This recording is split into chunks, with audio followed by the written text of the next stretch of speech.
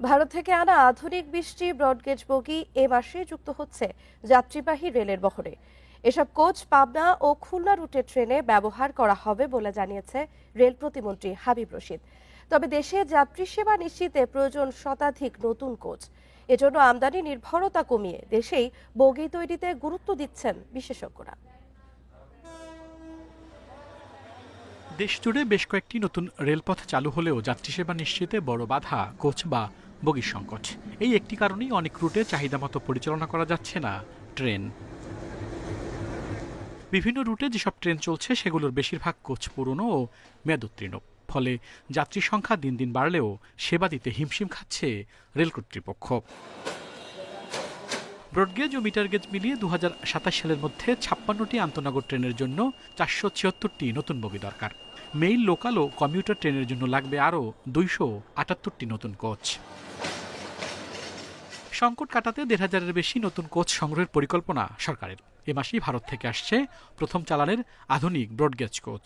ঢাকা, পাবনা এবং খুলনা রোডে আমরা 2টা নতুন ট্রেন চালু করতে পারবো ব্রডগেজের। হ্যাঁ, এবং এই কোচগুলি আসার পরেই আমরা বুঝতে পারবো যে আসলে পরবর্তীতে যে এগুলি মানসম্মত কিনা। যোগাযোগ বিশেষজ্ঞরা বলছেন, রেল যোগাযোগ ব্যবস্থা নির্বিঘ্ন করতে আমদানি নির্ভরতা কমিয়ে দেশি কোচ তৈরি করতে হবে। নীলফামারী, সৈয়দপুরের বগি তৈরির কারখানা প্রকল্প দ্রুত বাস্তবায়ন করতে হবে। আপনার কিন্তু আরো কয়েকশো কোচ লাগবে, আপনি 20টা কোচ নিয়ে আসছেন। এটা যদিও একটা আমি মনে করি কিছুটা সেবা বাড়াবে, কিন্তু আসলে যেভাবে রেলের চাহিদা তার বিপরীতে যোগান দিতে গেলে অবশ্যই আমাদের যে সৈয়দপুর রেলওয়ে কারখানা, পার্বতীপুর আছে, পাহাড়তলীতে আমাদের কারখানা আছে, তাদের দক্ষতা আসলে বাড়ানোটা আমি মনে করি সবচাইতে জরুরি বিষয়।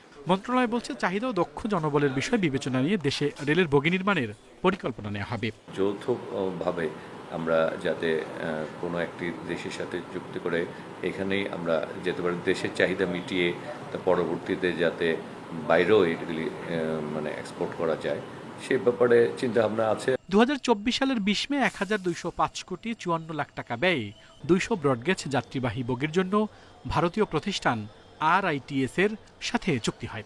2027 সালের ডিসেম্বরের মধ্যে কোচগুলো যুক্ত হওয়ার কথা রেলওয়ের বহরে।